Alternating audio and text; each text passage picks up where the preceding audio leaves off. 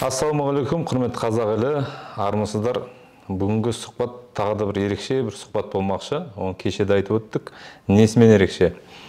Осы уақытқа дейін көбейл тақырыбын ер адамдар айтып келе жатамыз.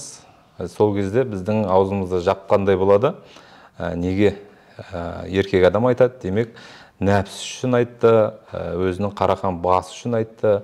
Бірақ осы сөзбен сол нәпсіге алып кеп тірейді.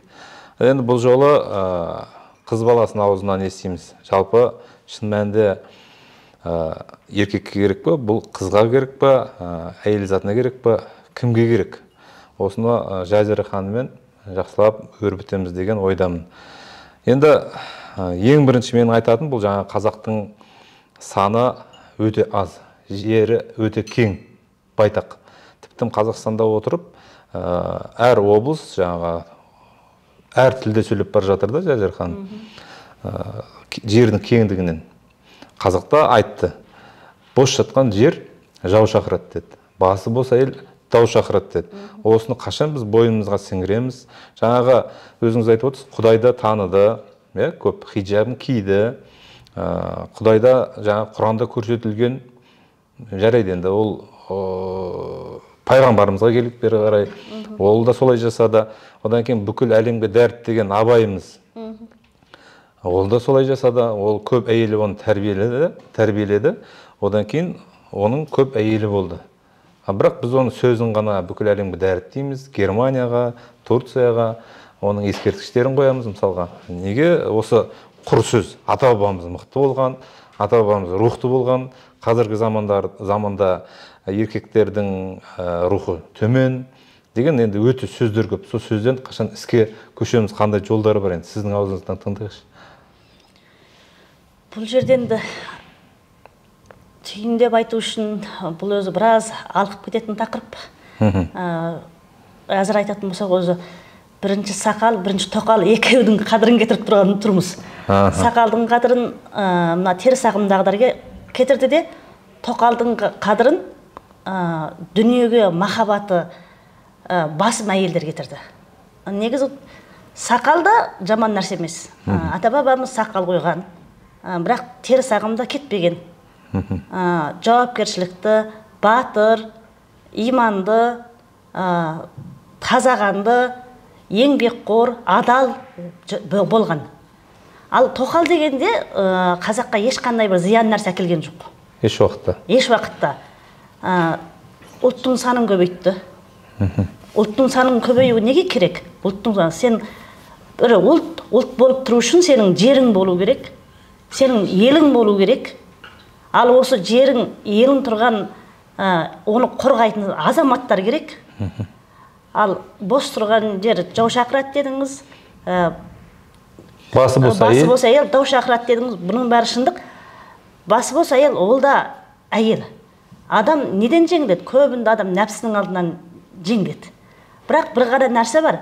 Еркектер ашық-ашық айтады. Әйелдер айтпайды, бірақ іштей мойындайды.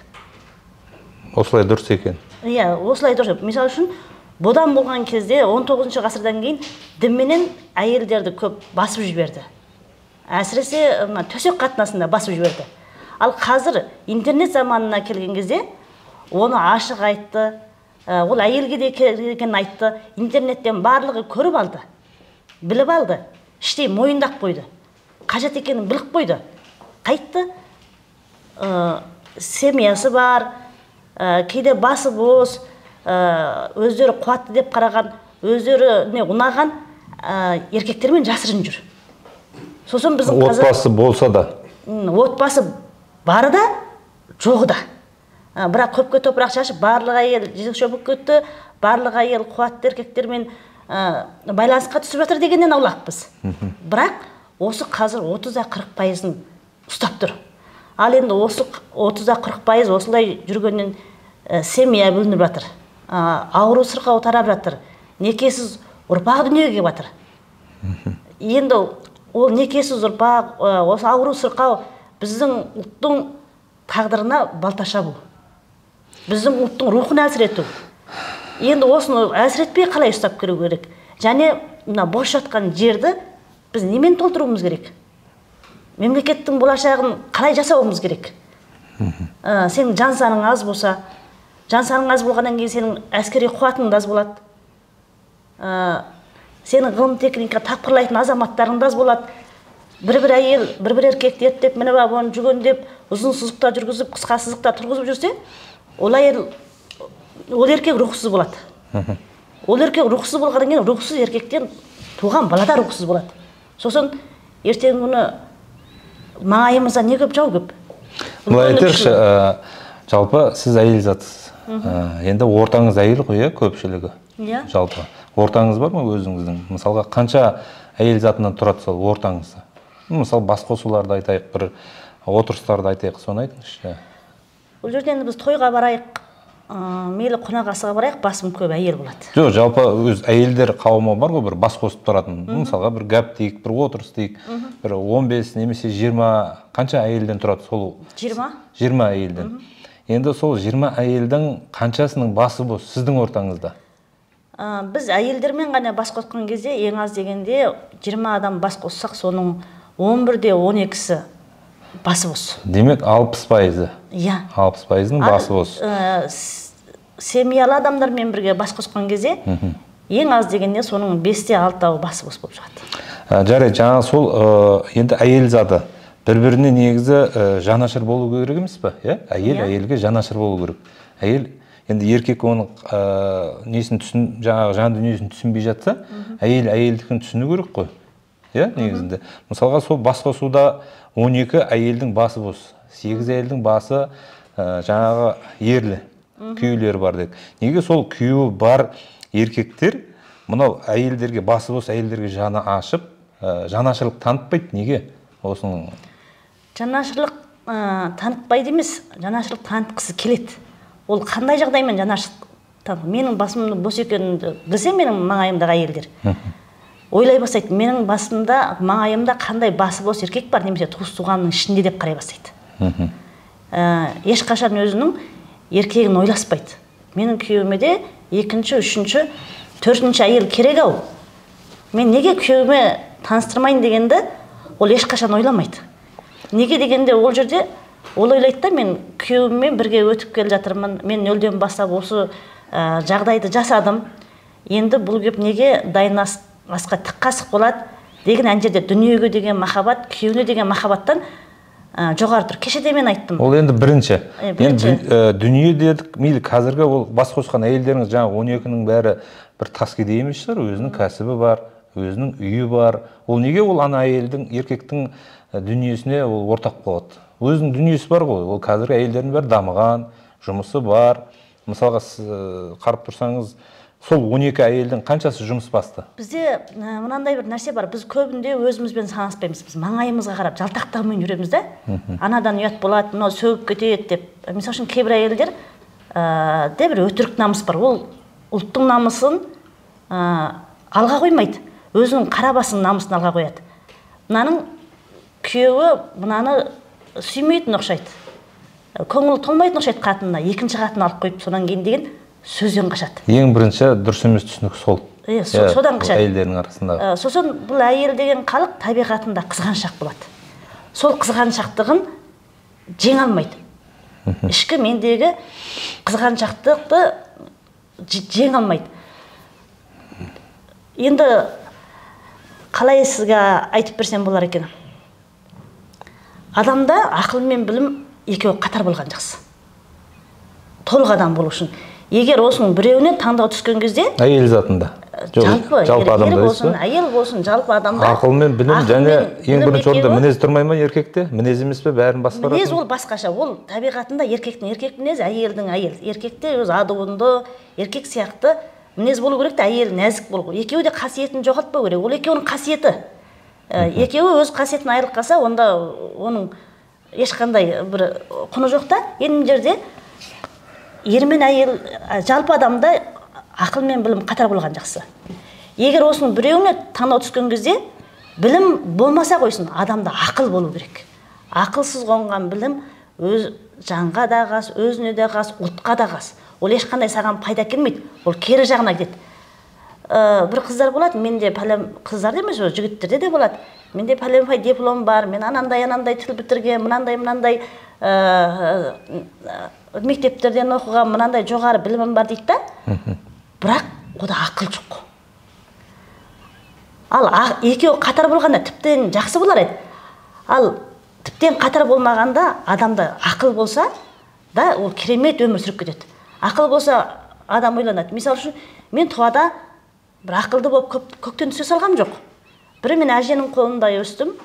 Енді әже болғаннан кейін енді ол кісі қасында шалы жоқ, қайтыс болған, мен асырап алған, ертек айтып береді.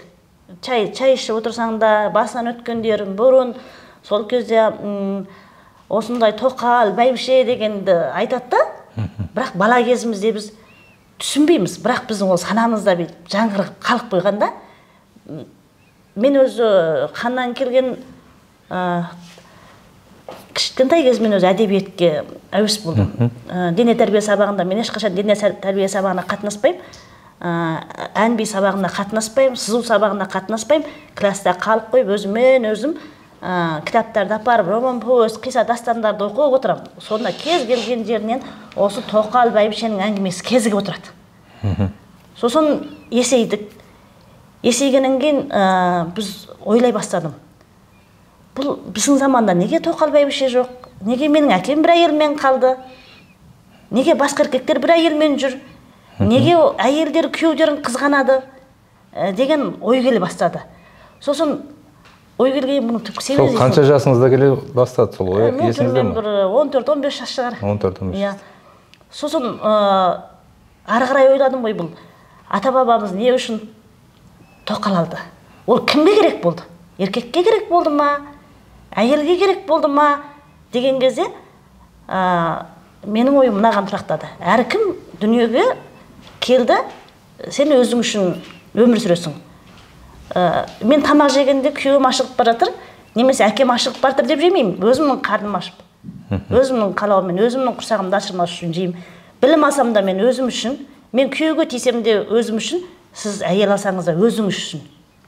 Баланы да өзің үшін өмірге әкелесіз, сіз баланы да өзіңіз үшін өмірге әкелдіресіз. Ал сіз әйел алып алдыңыз, мен күйеуге тиіп алдым, сіз бала таптырдыңыз, мен бала тауып алдым. Енді біз қайда барып өмір сүруіміз керек? Біз өз ұлтымыздың ішінде өмір сүруіміз керек. Ұлт болып тұру үшін не керек? Саған ұлан байтақ жер керек, саған мемлекет керек. Ал мемлекет болып алдың, жерің болып алды, қатының болып алды, әйелің болып алды, балаң болып алды. Енді ары қарай осыны ұрпақтан ұрпаққа жалғастырып, осыны ары қарай бекем өтіру үшін саған жан саны керек. Айналып кеп сенің ұрпақ өрбітуің, сенің ұрпағының алаңсыз өз жерінде, өз мемлекетінде, өз дәстүрімен қасиетін жоймай, рухты болып ержету үшін тағы да сен көп балалы болуың керексің. Енді осы көп балалы деген кезде мен сіздің сөзіңізді бөлем, өйткені менің де оқырмандарым бар. Мынау санынан гөрі сапасы деп, 2 бала немесе 3 бала туғызып, бүкіл өмірін сүмін өткізіп жатады. Өйткені жаңағы асырау дейді.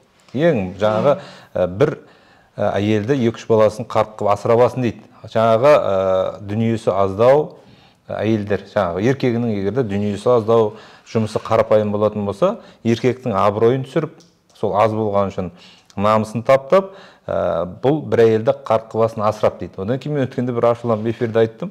Онда неге байлар көнбейді? Байлардың әйелдері неге көнбейді онда? Мысалға сол жаңағы байтпақ түгілі тіптім бүкіл туған туысын, төңірегін жаңағыдай көмектесіп жатады әйелдің. Бірақ сонда да жаңағы әйел байығаннан кейін көніп жатқан жоқ қой. Бірақ жай ғана желеуді, жалпы негізінде санның не пайдасы бар? Сіздің түсінігіңізді айтыңызшы. Адам бір нәрсенің қаласа амалын табады дейді. Қаламаса сылтауын табады дейді. Олардың барлығы жаңағы сылтау. Ата-бабамыз айтып кеткен, бір қозы артық туса, бір шөптің басы айыр шығады дейді. Әр баланың өз несібесі өзінде. Керісінше, егер бір бала, 2 бала болса, оны қатты еркелетіп жібересің. Қазақ айтады, бір бала жоққа тән, 2 бала бірге тән дейді. Ол қауіп қатердің қай жақтан келетінін ешкім де білмейді. Қазақтың толықтырып кетейін, мақалы бір бала жоқ бала дейді. 2 бала жарты бала дейді. 3 бала бар бала деген екен. Ол дегенім жаңағы сол балаңыз жаңағы қатермен бір ауруға ұшырап қалды, ажал құшты дейік, мысалға Құдай бетін аулақ қылсын әрине, бірақ болып жатқан жағдай ғой. Сол үшін 3-4 жаңа демографияны алатын болсақ, бір отбасында 4 баладан кейінгі ғана бала ұлттың санатына қосылады. Өйткені бір бала әкенің орны, бір бала шешенікі, біреуінің жаңа ұрпақ тарамауы, жаңағы неше түрлі жағдайлар. 3-ші, 4-ші, 5-ші бала ғана болса да ұл баласы. Өйткені ол содан тарайды ғой ұлт. Қыз баласы өзбекке немесе түрікке тисе, ол өзбектің, түріктің, басқа ұлттың баласын туады. Өйткені ұл баланы ғана есептеп айтайықшы, біз егерде жаңағы қазақ деп айтатын болса, қазақ жерін қазаққа толтыру керек болатын болса, біз ұл баланы айтайық. Енді 3, 4, 5-ші ұл бала туылса, бір еркектен, қазақтан қазақ туылса, сол кезде ғана халықтың саны артады екен. Енді саны арта отырып, оның сапасы да артады міндетті түрде. Мысалға бір үйде дейік, ауылда мысалға болатын болсақ, бір көршінің 5 баласы болса, ал соның қасында тұрып жатқан үйдің бір баласы болса, немесе 2 баласы болса, ана 5 баланың бәрібір мерейі жоғары жаңағы деген болып тұр. Өйткені көп қой. Кез келген жерде көптің сондай шешіп кететін жағдайы бар. Одан кейін жаңағы асырауға алып келіп тірейді. Асырау. Мен айтам, әке де, шеше де тіптен қатар өліп кеткеннің өзінде де ол бала, егер де несібесі мол болса, тегінде сондай бір байлық болатын болса, ол бәрі бай болады. Әке шешесі тіптен екеуі бірдей өліп кетсе де деймін да жаңағы. Дұрыс па, сіз соған келісесіз бе? Бұл жерде мен жаңа айтып жаттым, бір бала, 2 бала болса сапалы болады деген сөз емес. Бірі сапалылық деген нәрсе, тектілік деген нәрсе, ол саған қаннан берілетін нәрсе. Енді оны ары қарай мәпелеу керек. Мәпелегенде сен бір бала, 2 бала екенде оны үлпілдетіп өсірсең, ол бәрібір рухсыз болып болады. Енді сен көп бала болған кезде оны еркелете бермейсің.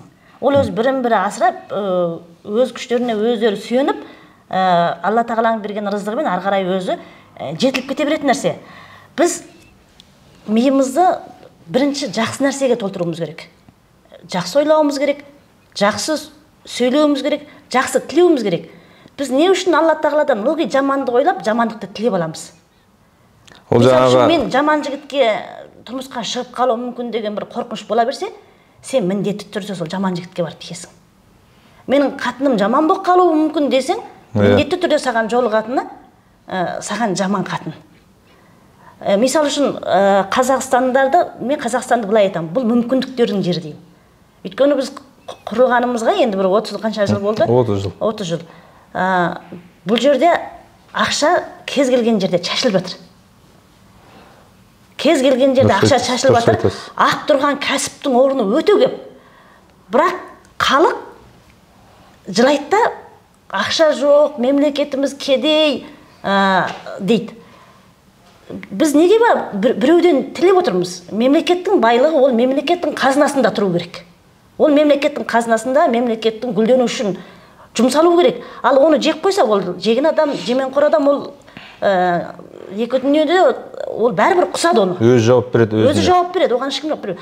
Ал халық өмірге келді. Біз ешкім үшін өмір сүріп жатқанымыз жоқ, өзіміз үшін өмір сүріп жатырмыз. Жоқ деп айтпау керек адам. Жоққа санасында, миында, ойында, аузында үйретпеу керек. Адам бармын деу керек. Неге? Қол бар ма? Бар. 12 мүшең сау. Көз бар ма? Ұстайтын қолың бар, көретін көзің бар, жүретін аяғың бар, ойлайтын миың бар. Мынау енді қалай айтқанда да бұл енді бір сонда бір шешім шығаратын эфир болса деймін.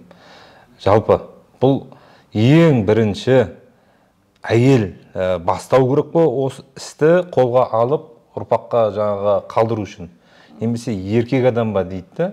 Сіздің ойыңызда қандай? Жалпы осы көбейділік 100%-дің 51%-ын алайықшы. 51% еркектің мойнында болу керек қой, жоқ әйелдің мойнында ма? Бірінші 1% болса да кім осыған ұмтылу керек? Кім осыны бірінші жасау керек? Соны айтыңызшы. Тең деген емес. 1% болса да сіз біреуіне беріңізші, әйелге немесе еркекке. Тауық жұмыртқа тауық деген сияқты әңгіме ғой.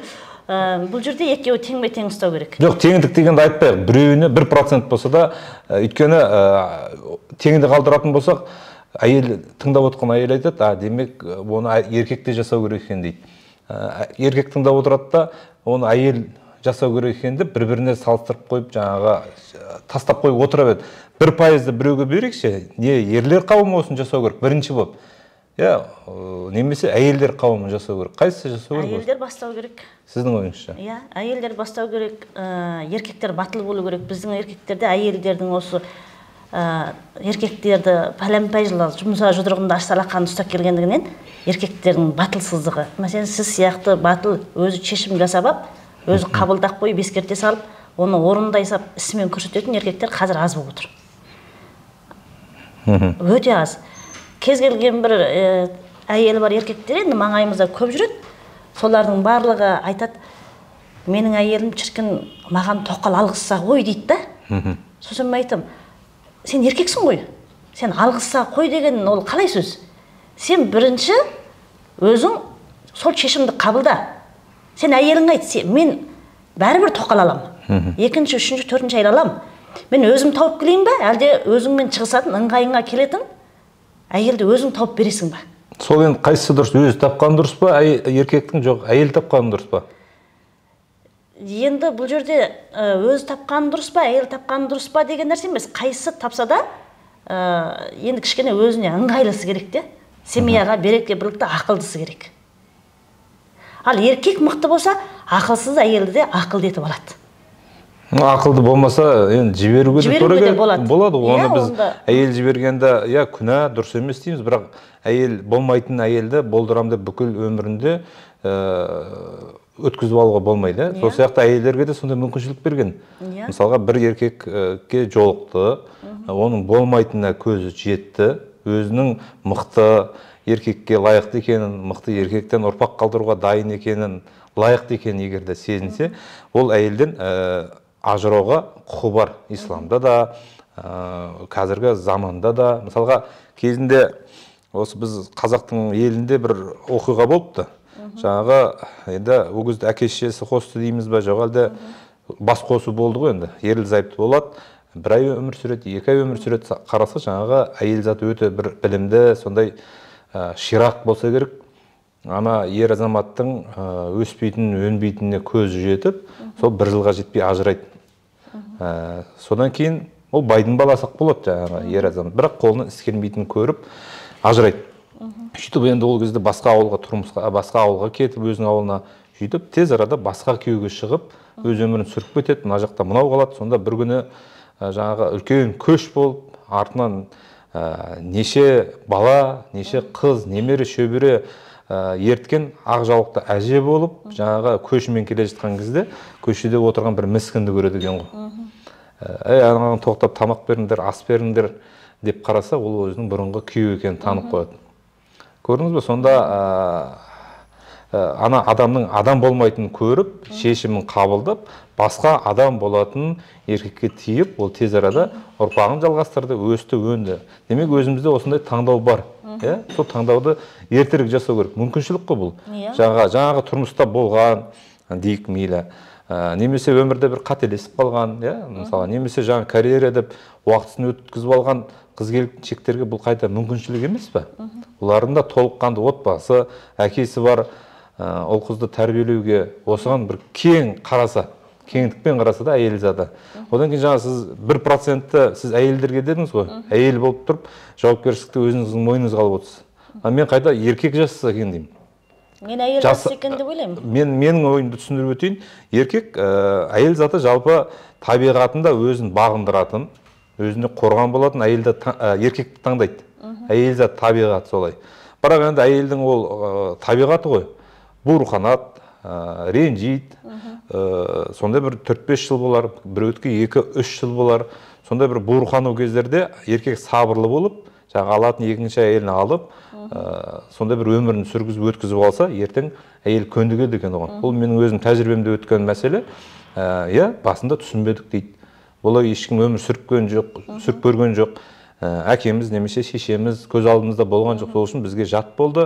Жаңа сіз айтқандай, жан жақтың көзқарасы, әпке, сіңлі, подружка, жаңағы достарының мынаның еркегі басқа әйел алып кетіпті деген сөзден қорқып, жаңағы нәрсе буырқанды. Енді сол сәтте шынында еркек, шынымен ұлттың, осыншама жердің болашағын ойлайтын болса, қазаққа толтырғысы келсе, 1% болса да жаңағы жауапкершілікті өзінің мойнына алса, негізі Құдайды танитын, қазақтың қаны бар әйел негізі көну керек деп ойлаймын. Көнетті. Көнетті. Бір әйелдерді көп көреміз ғой енді, Құдайға шүкір енді қазақтың көп санды әйелдері күйеуінің күтімін жасағанды, ата-анасына қарағанды бірінші орынға қояды. Үйіне барамыз, ең дәмді тамақты күйеуім жұмыстан келуші еді, палау жақсы көруші еді, лаңман жақсы көруші еді, ет жақсы көруші еді деп дайындап отырады. Бірге базарға шығамыз, киім алып жүрген кезде, бір ерлердің әдемі киімін көрген кезде менің атады деп әгін алғысы келіп тұрады. Енді бір жерге барып қонақ аса барғанда бір әдемі, ақылды, жесір әйел отырса, күйеуге тие алмай тұрған қыз отырса, менің күйеуіме екінші, үшінші, төртінші әйел керек еді, осыны неге күйеуіме таныстырмайын дегенді ол ойламайды. Ешқашан ойламайды да. Бір әйел қанша құлшынса да, бір жылда, 3 жылда бір баланы өмірге әрең әкеледі. Ал еркек, ол еркіне салсаң, 10 балада, 20 балада туғызады, 3 жылда десеңіз. Әкеле береді. Ал енді ол үйтіп 5, 6, 10, 20 әйел ала бер демейік. 4 әйел алсын, дәстүрімізде, салтымызда бар. 4 әйелден аз дегенде, ең төмен дегенде 20 бала ереді. Осы қарқынмен өсетін болса, біз болашақтан алаңдаймыз ба? Болып құрып кетуімізден қорықпайтын боламыз. Ешкімнен қорықпаймыз біз ол кезде. Болашақтағы ол ұрпағынан да. Қазір барлық семьяда болашақ не болады, еліміздің болашағы не болады. Бір күні орыс басып кірсек айтеміз, бір күні Қытайға басақ айтеміз. Әр жұма сайын ұшақ келген кезде қарасақ, әрең 20 қазақ түсіп атады. Соның 100-і Қытай, олар мақсатты түрде кеп атыр дейді. Осыны білгеннен кейін жауға кім қарсы шығады? Жауға қазақтың азаматтары қарсы шығады. Ал ол жай азаматтар емес, олар батыр болу керек. Батыр болу үшін еркекті қыранды тырнақтарын алып отырғызып қойсаң, оның қандай қасиеті болады? Еркекті үйде байлап ұстамай, күшік құсап, оны еркектің несібесі дүзде жіберіп қой. Ол сонда орта көреді, қоғам көреді, пысады, ода жүректілік болады. Әкесінің жүректі екенін көріп өскен, оның ұрпағы да жүрек. Еркіндік, ең бірінші еркіндік. Мысалы үшін, сіздің балаларыңыз кейін мықты болып өседі. Ол да батырлықпен 3-4 әйел алады. Егер сіз бір әйелдің шылауында кетіп, соның қабағына қап әйел алмай қалсаңыз, тура сіздің балаңыз да соны істейді. Сонда неге осындай еркектің мүмкіндіктерін құқығын біз чектейміз? Чектемеуіміз керек қой. Біз өзіміздегі кейде әйелдер шаршап жүреді, бір 4 баладан кейін бастап әйелдердің жүйкесі тоза бастайды. Ары қарай енді ұрпақ әкелгісі келіп тұрады, кейінің денсаулығы жар бермейді, кейбірі өзі шаршап кетеді. Енді оңай емес қой. 2 жылда енді құрсақ көтеріп, әйел адам болған әдемі болып жүргісі келеді. Сізге бір сұрақ қойыншы енді. Жалпы осы тақырыпты басы бос әйелдер көтереді. Көпшілігінде немесе жасарын жасап, сол бір әбден тіптің күйеуін о дүниеге аттандырып жүрген әйелдер көтереді. Немесе басы бос әйелдер көтереді. Осыны сіз егер басыңыз бос емес болса, бір күйеуіңіз болса, шын мәнінде осыны көтерер ме едіңіз негізінде? Көтерем. Ол уәдеңіз ғой? Иә. Енді ұлттың болашағына келетін болсақ, артында із қалдыруға келетін болсақ, негізінде адам бәрі құрбандық жасау керек екен. Өзінің уақытысымен, өзінің жүйкесімен, тіптім өмірмен де кей жағдайларда. Бірақ ең оңайы құрбандық жасау болашақ үшін қаражат қой енді. Қаражат деген ақшамен шешілген проблеманың бар, ол проблема емес дейді. Мысалға, сол құрбандық жасап, кәдімгідей тез арада енді сол қадамға баруға дайынсыз ғой, мысалы солай жасауға. Шындығында сондай ғой, негізінде басы бос әйелдер осыны, менде оқырмандарым бар. Неге ондай емес, неге олай болмасқа дейді. Бірақ басы бос 10 әйелді алсақ, соның 10-ы да шалқасынан түседі. Сол бір күйеумен өмір сүріп атқан, жасы 35-ке келген күйеуі тастап кетсе, немесе өліп қала қалған жағдайда, 1-2 жылдың төңірегінде жаңағы күйеусіз қалған әйел автоматты түрде бұда отырған несі бар. Бұл дінімізде бар, бұл дәстүрімізде бар деп шыға келеді ғой әйел заты. Негізі ол шындық қой. Иә. Сол үшін енді келешекте осының өзі жаман емес. Әйел заты көтеріп, осы нәрсеге дайынмын, осы нәрсені айтамын деп қоғамның алдына шығып, пікірден қорықпай айтып отқаны. Енді келешекте басы бос емес, бір күйеуі бар, сол күйеуінің денсаулығын арттырам, дәрежесін көтерем, халыққа қызмет жасатқызам, ұрпағын көбейтем деген сондай да әйелдер шығады деген үміттеміз. Оны бұл уақыт еншісінде, басы бос қыздар бар. Ешқашан қолының ұшын жігітке де ұстатып көрмеген қыздар бар. Сұхбаттасамыз десеңіз таныстыруға болады. Айтады да, мен болашақ күйеуімді ер азамат ретінде көргім келеді дейді. Ол маған сөз салған кезде мен бірінші сұраймын, сен бәйбіше тоқал аласың ба? Деген қыздар бар ғой деп сұраймын. Егер ол алмаймын десе, мен оған отказ беремін дейді. Ол өзінің еркектік қуатына, Ол демек бірінші әйел болып шығуға ғана дайын, екінші, үшінші болуға шығуға дайын. Ол айтады, еркек сияқты келетін болса, мен екінші болуға да дайынмын дейді. Ондай қыздар бар, Бар. Түркияда оқып жатыр, осы Қазақстанда өзіміздің Қытайдан келген оралман қыз. Демек, келешекте жақсылық болады. Менде 2-3 жыл болды осы елдің алдына шығып осы тақырыпты қозғап жүргенімізге. Кафелерде танып жатады, сөйтеді, жас қыздар мынандай әңгіме айтады. Әңгімеге тартамыз ғой енді. Осындай күйеуге қашан шығасың десем, жаңағы шығамыз, жұмыс істеп жатырмыз, карьера қуып жатырмыз дейді. Одан кейін сіз пәленше емессіз бе деп танып жатады. Содан кейін сіз екесіз ғой осын құртып жүрген. Қазіргі жігіттер уже 2 әйел алам кейін, тағы да әйел алам деп көпшілігі солай айтатын болыпты дейді. Ол енді азда болса менің жеңісім, менің жемісім, міндетті түрде жақсылық болатын сияқты. Жаңа сізді көргенде, жаңа сіз айтып жатсыз, бірінші әйел болуға да, екінші әйел болуға да дайын қыздар бар деп. Бар. Енді мынаны айтайықшы енді. Өз үшін туып алу деген мода болып кетті қазір. Күйеуді қайтем, жұмысым бар, еркін жүрем, бір бала, тіптен 1-ақ бала туып тоқтап, болды, осы бір бала бар, мен ертең бағып асырайтын. Немесе бір қыз Құдай берді болса, бір қыз бір бала туады. Екеу ғой ары кетсе, күйеуі жоқ, әйтеуір для себя туып алдым дейді. Сонда для себя деген сөздің өзі сонда бір күшік асырап алып тұрғандай ғой енді. Өзінің жаңағы қанағат, аналық, немесе менмендік, жаңағы нәпсісін қанағаттандыру үшін для себя туып алып отыр. Ол демек, ол туылған баланың болашағын, оның жаңағы ертең қандай азамат болатыны, елді қорғайтыны, қорғамайтыны, одан қанша ұрпақ жалғасатыны қызық емес. Ол тіптен жай ғана өзінің нәпсісін қандырса болды. Аналық сезімді сезінсе, және ертең қартайған кезде соған асырайтын болса.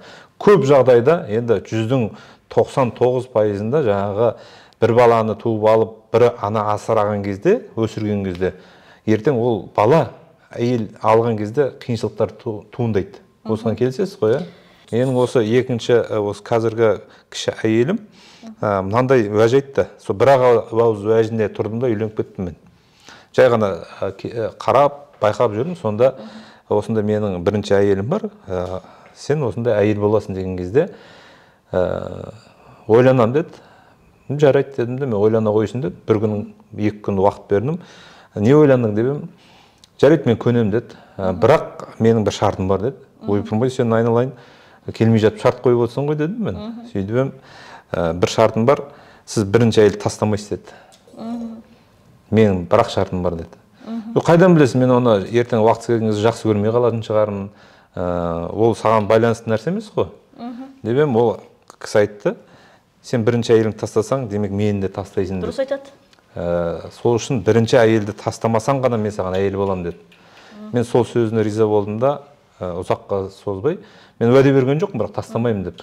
Ол менің құзырымдағы нәрсе, оны уақыт көрсетеді, бірақ сен әйел қылып алам дедім де алдым. Сонда көрдіңіз ба, бұл зат әйел болса да, сондай ақыл бар, тек бар. Шарт қоя білді, көрдіңіз ба? Бірінші әйелін тастаған еркек, ол екінші әйелді тастайды. Одан кейін мен біреудің, міне неге екінші әйел болып тиетін кезде қыздар осындай шартты қоймайды? Әйелдер. Оған біреудің ақылы жетпейді. Көрдіңіз бе, мысалға, маған сол адамның бір-ақ ауыз сөзі бүкіл өміріме жаңағы азықта, өйткені құрмет болды. Өйткені мен айтам, одан кейін жарайды, мен бірінші әйеліммен ажырап қалдым, сонда сен не істейсің, тастап кетесің бе десем, тастатқызбаймын, мен сені тастамаймын ғой десем, мен жоқ болып кетемін дейді, прям басқа елге көшіп кетемін. Бірінші шартым ол тірі болып тұрып, оны тастамайсың деді ғой. Көрдіңіз бе, сонда әйел заты ер мінезді болып, сондай шарт қоятын болса, сондай нәрсеге басын тіге алса, ол өмірінің соңына дейін кез келген ақыл ес түзу, еркек құрметтеп өтеді. Әйел заты осындай нәрсені жасай алса да, мысалға да. Ер болсын, әйел болсын, енді бірімен бірі танысып, біріне бірі ықылас ала бастаған кезде, бірінші өзіне деген жауапкершілікті ойлап тұру керек. Болашақ өзімдікі. Мен ертең мынадан бала көтеріп қалсам қайтем, немесе бала көтертіп қойсам қайтем. Мен бұны жауапкершілігі етіп, өмірге келген баланы мен әкесі, шешесіз қалдыра аламын ба деген екеуіне де бір өзіне және болатын алдағы болатын себептерге деген бір жауапкершілігі болу керек. Ал құр ештеңке ойламай нәпсімен ғана төсектес болғаннан кейін, одан әрине әкесіз немесе ұрпақ келеді, толық семьяда ержетпеген бала ол ақаусыз ержетпейді. Так, мына мойындайықшы, осыны мойындатуға тырысайықшы, жалпы елге, әйелдерге. Шындығында менің де оқырмандарым елдің арасында да өте көп, жаңа бір, екі ұл қызы туып алып, мен сенімді өздеріне, сол қызды, сол ұлды жақсы қылып өсіремін дейді да, сапалы қылып өсіремін дейді. Енді шындыққа қарайтын болсақ, жаңағы нәрсе, опат деген нәрсе бар, ауру сырқау деген нәрсе бар, жаңағы сол бір немесе екі қылып туған баласы жаңағы нәрсеге, жаман нәрсеге ұшырап қалса, ол ең жаманы. Одан кейін жаңағы ертең ол күйеуге тиіп, немесе әйел алған кезде де бәрі ұтылып қалады ғой. Мысалға, сол жалғыз өсірген ұлы ана әйелге кете бастаған кезде, бәрібір жалғыз қалады. Бәрібір жалғыз қалады. Одан кейін анаған жібермейді көп жағдайда әйелге. Сол әйелмен өзінің ұлының арасына үлкен кедергі болады. Ол ұл бала туған жағдайда. Қыз бала болғанда да тура сол. Тіпті ол басқа елге, басқа жаңағы жалпы басқа отбасын құрып кеткен кезде тағы да жалғыз қалады да. Көрдіңіз бе? Мысалға, сонда жастық шағы бар кезде Құдайдың берген 4-5 баласын әр әйел туып, еркін өмір сүруіне негізінде қазір қазақтың сонда бір заманы туып тұр, мүмкіншілігі туып тұр, жері кең, заманы тыныш. Сондай емес пе мысалға? Мен әрқашан айтам, еркектерді де жауапкершілік арту керек негізінде. Мен еш уақытта билік жаман, немесе анау үйтіп қойды, мынау бүйтіп қойды деген менде әңгіме болған емес.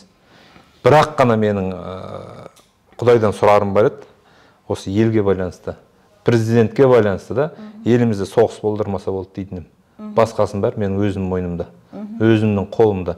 Бай болсам да, кедей болсам да, бақытты болсам да, бақытсыз болса да, денім сау болса да, денім сау емес болса да, тек өзіме байланысты. Тек қана, бірақ қана Құдайдан тілегенім бар, осы елге байланысты. Және президенттен мен талап ететінім, жалпы ел басшысынан, соғыс болдырмаса.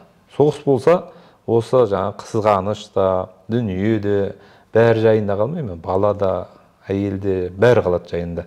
Одан кейін жаңағы Құдай бетін болдырмасын, болдырған кезде ер адамдар кетеді ғой соғыста. Міндетті түрде осы шығын болады. Өзі әз қазақ. Ол соғыс болған жағдайда, сол қазақтың тағы да жартысы өлсе, жасы, күштісі, қуаттысы болса да, соғысқа жастар аттанады ғой. Солардың бәрі өле кетсе, тағы да артта қалған қазақтың қыздары қайтеміз енді деп, сол жаңағы басқа ұлт өкілдеріне де дым білмегендей тиіп ала салады. Мұсылман ғой деп. Көрдіңіз ба? Бұл жерде айналып келгенде еркек сондай мықты болу керек, еркек адам мойнына жауапкершілік ала білу керек. Мен өзім еркекке артам жауапкершілікті. Әйел көнеді. Бұл жерде жаңа сіз айтқаннан да жаман нәрселер бар. Misal үшін бұл жерде аузыма алмайын айтпайын деген нәрсе болатын, бірақ тағы да соған айналып кеп тірелді. Мен неге бұрын мен маңайымдағыларға ғана айтып жүретінмін. Неге бүйтіп бірден ашыққа шығып, білем мен қаншама әйел мені осыдан кейін түтіп жегісі кеп, мені мүмкін талай байға тегізіп, талай бала тапқызып тастайтын шығар. өзіме келетін қауіпті, өзіме келетін сөзді біліп тұрып мен неге осы қадамға бардым дегенде 2016 жылдан ортасынан бастап дәл күні бүгінге дейін Қытайдың өз ішінде генесис жүріп жатыр. Бір ұлт жасау, бір ғана Қытай ұлтын жасау. Қытайдың саны өзі 2 миллиард болайын деп қалды. Неге соны толық Қытай жасауға? Толық Қытай жасауға олар құлшынып жатыр дегенде, олардың ар жағында бір жаман ниет бар. Қытайдың жері аз, жан саны көп, оларға жер керек. Оларға мына тұрған іргесінде Қазақстан, Монғолия, Қырғызстан, Өзбекстан, Тәжікстан, тағы басқа мемлекетті олар жұтқысы келеді. Түйен түгімен, биені бүгімен деген сияқты.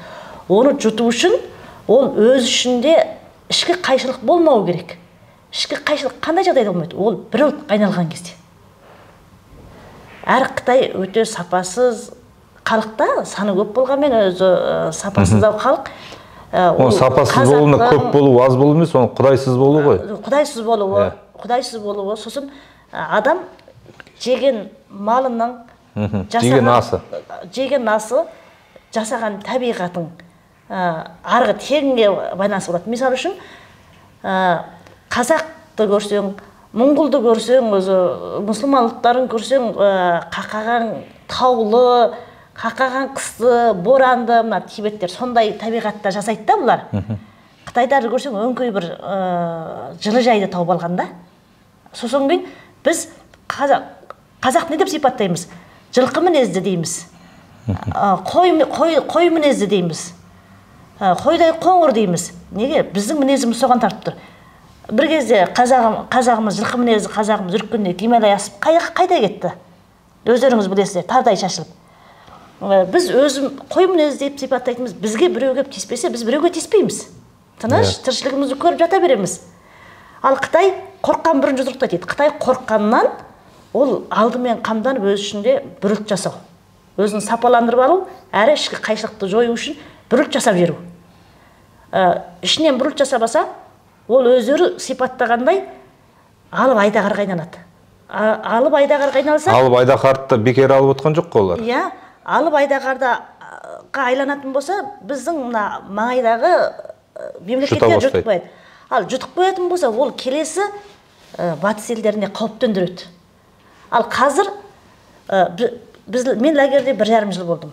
Айналасы 20 квадрат жерде 19 адам бет ашық төлетті ішінде, суық бетонның үстінде, биттің қабығындай ғана көрпе жамылғанымыз, оны тағы мына жерден жамылады. Замогы бар, түймесі бар, киімдерді кигізбейді. Тамағын шошқаларға беретін тамақтан да бетер. Ішіп отырғанда түбінен топырақ шығады. Бізді неге ол жерге қамап алды? Оның ішінде ең кішкенесі жасы 18, ең үлкені 70-80-ге келген аталар, әжелер отыр. Неге? Рухы жоғары. Батырдың ұрпақтары делінген, немесе әдебиетпен, көркем өнермен айналысқан, керемет ұрпақ тәрбиелеген, Қазақстанға көп келіп кеткен, әрбір сылтауменен оларды қамап алды. Ал қамап алғанда бізге не айтты? Лагерге кіріп шыққан адам көп. Көбінен сұхбат алсаңыз, кім алып та жүр сұхбат? Көбінен сұхбат алсаңыз, мен лагерге кірдім, мені жағсыз қамады, менің тамағым жаман болды, жатын орным суық болды, денсаулығымнан айырылдым деп айтады. Ол жерде басқа нәрсе, бізге сабақ өтеді ол жерде. Сабақ өткенде Қытайдың салт дәстүрін өтеді. Бізге Қытайдың тілін үйретеді, Қытайдың заңдарын үйретеді, Қытайдың саясатын үйретеді. Сосын айтады да, сендер Қазақстанға қазақтар бекер кетіп жатырсыңдар дейді. Қазақстан құрылғанына 30 жыл болды дейді. 30 жылда бір тісші қуғыш тырнақ алғышқа дейін өндірген жоқ. Әлі күнге бізге тәуелді дейді. Біздің тауарымызға тәуелді. Қазақстанның мұнайының 70%, банктегі ақшасының 70%. Бұл бізге тәуелді. Осыны айта бастасақ, бізге былай айтады. Осыны айта бастасақ, билік кінәлі дейді. Сосын тұра тұрыңыз. Сосын бізге айтады, сендер бекер кетіп жатырсыңдар. Сендер менің тарихи отаным, менің қазағым, мен сол жерге барып үлес қосайын деп кетіп жатқанда, сендерді ол жерде құшақ жайып қарасап тұрған менің қандасым келіп жатыр деп, менің қазағым келіп жатыр деп құшақ жайып қарсы алып, сендерге үй, баспана беріп, болмаса сендерге бір ең төменгі тұрмыс қаражатын бара қалғанда бір бүтін мүмкіндік беріп тұрған жоқ. Керісінше сендерді шетке қағады дейді. Қандастар кеп біздің жерімізге ортақ болды, біздің дәнімізге ортақ болды, біздің анауымызға ортақ болды, мынауымызға ортақ болды деп айтады. Барған кезде сендерді мәңгі шешілмейтін оралман деген қалпақтарың бар дейді. Қытайлар соны айта ма? Қытайлар Қазақстан дейді, ары кетсе 10 жыл, бері кетсе 5 жыл бізде бодан болады дейді. Оның себебі дейді. Қазақстанда жаңағы айтты ғой, жаңағы бір себебі, мұнайдың ең 70% біздікі деген. Бүкіл өздерінде шығып жатқан жер асты үсті кендерін өздері оны қазып шығара алмай, өздері мәнерлей алмай, бізден жұмыс апарып істетіп отыр. Бізден техника көзін білетін азаматтарды әкетіп жатыр дейді да, өздерінде жоқ дейді. Екінші себебі Қазақстанда әйелдер жезөкші, еркектер жауапкерсіз дейді. Бір еркек, бір қызды мен сені күйем, сүйем дейді, соның шын томп айтады, сосын кейін жоқ болып кетеді дейді. Ол қайтеді, ол баланы туып алады да енді не істейді? Осының бәрін Қытай айтып отыр ма? Қытай айтып отыр. Ол қайтеді, ол бір баланы дүниеге әкеп алады, оның үйі жақтырмайды, сен қыз күніңде бала тауып қойдың, рудың намысын түсірдің, біздің намысымызды түсірдің дейді. Сосын ол ана еркекпен бір жатып, мына еркекпен бір жатып, 5-6 еркекпен жатып, 5-6 баланы дүниеге әкеледі де, мен көп балалы анамын деп үкіметтің алдында митингке шығып баспана алады дейді. Сен өзің ойла дейді, 5-6 еркекпен жатып дейді, 5-6 баланы дүниеге, 5-6 еркекпен жатқан әйел дейді, сол 5-6 балаға қандай ұлағатты тәрбие береді дейді. Ал ол 5-6 еркектен туған бала, әр фамилиядағы, ода ауызбіршілік болмайды. Қазақстанның болашағын осындай ауызбіршілігі жоқ азаматтар ұстайды, ода болашақ жоқ дейді. Міне, олар алдын ала зерттеп саған, келіп кетіп жүріп, олар зерттеп тастаған. Қараңыздаршы, қандай қасірет, Ал мен неге қазір келіп алып, бізде жесірді жоғалтуымыз керек, отырып қалған қызы жоғалтуымыз керек, еркектердің мүмкіндігін шектемейік. Олар 4-тен қатын алса, бұл міндетті түрде азаяды. Мысалы үшін кеш айтып жатыр, біржыныстыларды азайтайық деп отыр. Мәселен, мен бір гүл ектім. Жұмысқа айналып жүріп, анамына айналып жүріп, оны мен уағында қарай алмай қалдым, оның тамырына құрт түсіп кетті. Тамыры шірігеннен кейін ол гүлдің реңі кетіп сола бастайды. Мен сол кезде оны барып құтқаруға уақытымды жұмсағаным жақсы ма? Жоқ. Және бір гүлді қайтадан ақаусыз өсіріп алғаным жақсы ма? Ана қателікті қайталамай. Біз ол тамырынан шіреген нәрсе, ол ата-анасының тәрбиесінен дұрыс болмағандығынан шіреген. Оны құтқарып әкелсең де, ода бәрі бір, ода ақау бар. Ол жақсы ұрпақ тәрбиелей алмайды, жақсы ұрпақ дүниеге әкелмейді. Олардың алдын алу керек. Бірақ алдын алудың ең төте, ең өнімді жолы еркектер батыл болып, әйелді иландырып, әйел санасын ашып, ақыл көзін іске қосып, екеуі бірлікте сәйкесе отырып, 4 әйел алып, ақаусыз ұрпақ тәрбиелеп, береке мен бірлікке, қазақ ауызбіршілік береке жетіспей тұр бізге. Бір жағадан бас, бір жеңнен қол шығын. Қазақтың жауы болмау керек. Бізге жау жетеді. Енді біз енді мынау көбел тақырыбынан бастадық та, ұлт мүддесіне шығып кеттік. Қараңыз, үлкен ауқымды тақырыпқа кетіп қалуға тура келеді. Енді бұл үлкен саясат. Оны айналысатын болсаң, адамдар сол саясатпен айналысқаның үшін қорқып сенен қаша бастайды. Бізде қазақтың сонша қорқақ болып қалғаны. Сіз айта бастасаңыз, қойшы бұл болмайтын нәрсені айтып отыр деп, сізден адамдар қаша бастайды. Соның өзі рухсыздық. Әрине, рухсыздық қой онда. Біз қорқайық, біз Алладан ғана қорқайық. Сенің қалай өлетінің сенің маңдайыңа жазылып қойған. Ажалың оттан ба, судан ба, адамнан ба сен білмейсің. Алла берген жанды Алла алады, ол қандай себеппен алатынын білмейсің. Алладан қорқайық бірінші. Менің бір ұстанымым бар. Жаңа айтып отырмын ғой, мәңгі өмір сүретін құсап арманда дейді. Ертең немесе бүгін өлетін құсап өмір сүр дейді. Шынында да сондай ғой, біз қашан өлетімізді білмейміз. Ертең бармыз ба, жоқпыз ба. Сол үшін біз үлкен мақсат алсақ, ұлт мүддесін қорғаймын, қазақтың батыр боламын, қазақтың санын көбейтемін, қазақтың мейірімді анасы атанан Қазақтың мысалы кезінде біздің домалақ анамыз деген сияқты, жаңағы Абайдың әйелдері болған сияқты, сондай бір дана боламын. Келешекте артымда үлкен сондай ақ жаулықты ана, қазақтың анасы деген ат қалдырамын деп жауапкершілік алса, үлкен мақсат алса. Ал бірақ бұның несі жақсы деген кезде бізде айтады ғой, ниетке байланысты бәрі деп, ниет. Мысалға мен қазақтың санын 50 миллионға жеткіземін деп арман мақсат қойдым. Және соған өзімді арнадым, соған сендім. Демек, мен осы мақсатпен осыдан бас тартпай бүгін өліп кетсем, Алла Тағала жазып қояды екен. Қазақтың санын Әмір 50 миллионға жеткізді деп. Өйткені ниетім сондай болды ғой, сол ниетпен өлдім. Қандай керемет емес пе, қараңызшы, мысалға. Сол сияқты керісінше осыдан бір сәті түссе, мен пәленшенің басын жарам, немесе осында бір бүлік шығарам деген ниетпен жүрсең, бірақ Алла Тағала оған сәтін салмай тұрса, сол жаман ниетпен өліп кетсек, оған да жазылады. Оған да сол жаман нәрсені, жаңа ананың басын жарды, осында бүлік шығарды деп Алла Тағала жазып қойды екен. Сол үшін біздің ниетіміз түзу болу керек екен да, одан қорықпауымыз керек. Ал ол бола ма, ол болмай ма, ол Алла Тағаланың құдіретіндегі нәрсе екен. Енді айналып келейікші, ұлтты келешекте үлкен тақырып қылып, Құдай бұйыртса айта береміз. Мынау енді шын мәнінде нәпсі емес екені. Ол нәрсе осы көбейлдік та, еркек тек қана нәпсін ойлаған жоқ. Ол сенікті соған. Сол адам шынымен де өзінің дені сау болғанын, қазақтың саны көп болғанын қалап, сол жаңағы көбейлдікке барды деп, соны сен құрметтесек, сондай болғысы келетін адамдарда, жастарда көбейеді. Соған сену керек біз. Жарайды, өзің жасамай ақ қой, сол жасаймын деген адамға сенсе деймін де мен. Менің шын ниетім шынында да сондай. Үлес қоссам, жаңа сіз өзіңіз айтып отырсыз, менің Құдай қаласа отбасымда өсіп жатқан ұлдарым міндетті түрде солай жасайтынына сендім. Өйткені олар көзбен көріп отыр, солай дұрыс екенін. Мысалға, қыздарыма да ертең ол ауыр тимейді. Өйткені көріп отыр ғой.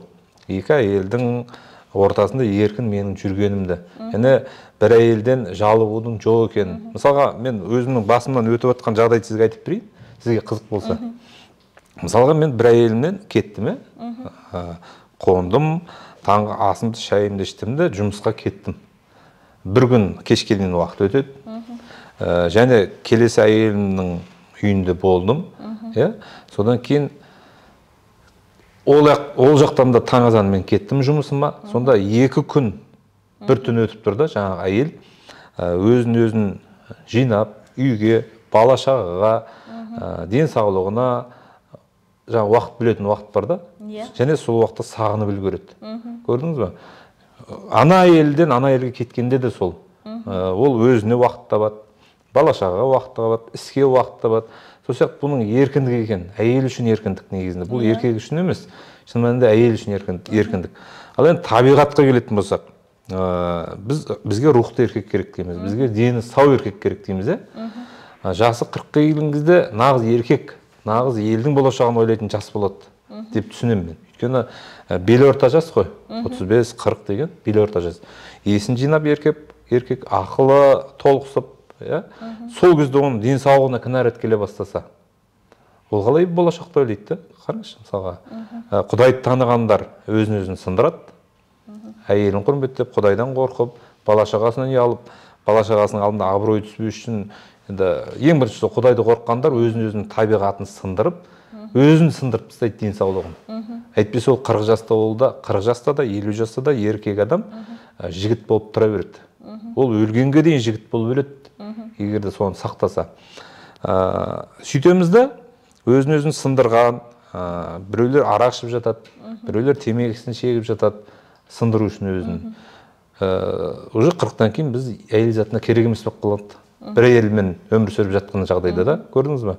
Енді денсаулыққа келетін болсақ, бала туған уақытса, тағы да айтатын болсақ, жаңа сапардан келген кезде бір әйелдің дайын болмай қалатын уақытса, оның бәрі еркек табиғаты сынып тұр ғой осы жерде.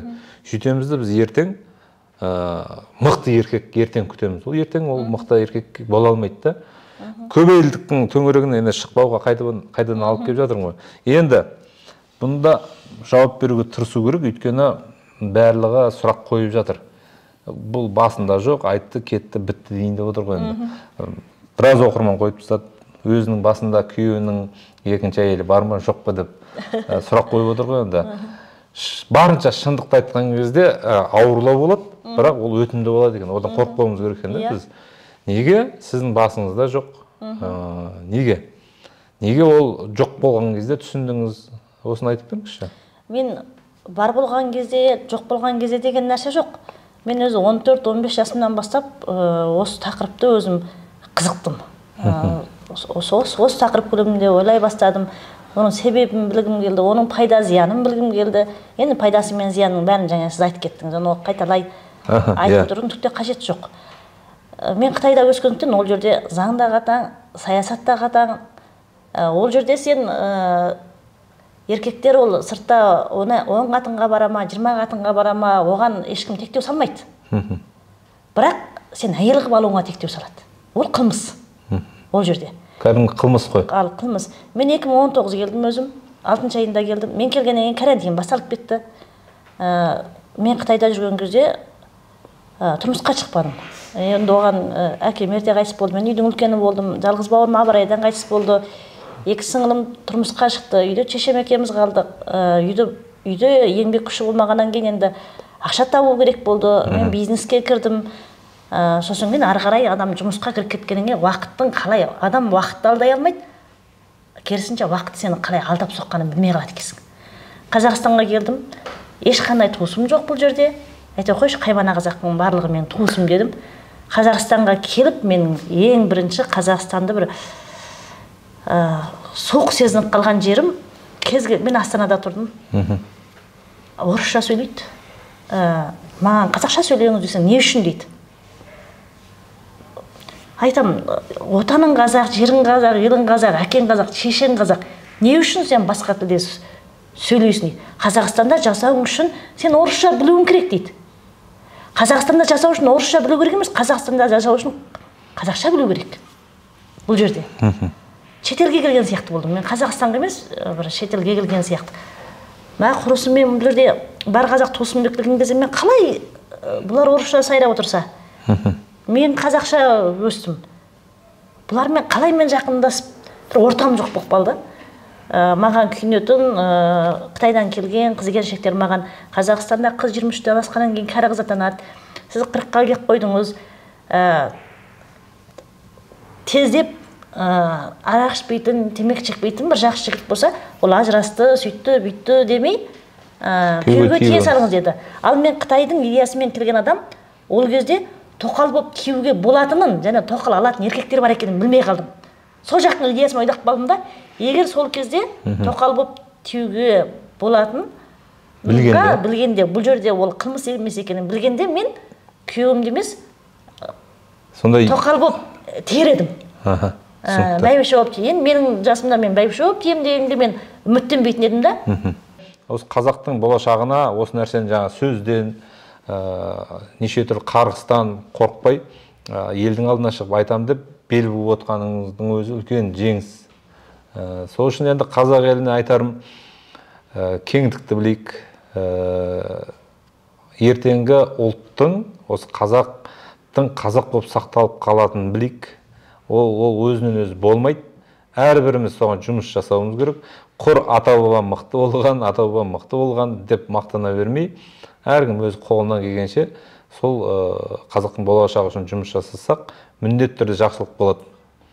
Енді шын мәнінде алғыс, рахмет сізге осыны түсініп, елге айтып отқаныңызға. Енді келісетін, келіспейтін жерлеріңізді пікір қылып жазсаңыздар, талқылаймыз келешекте. Рахмет баршаңызға.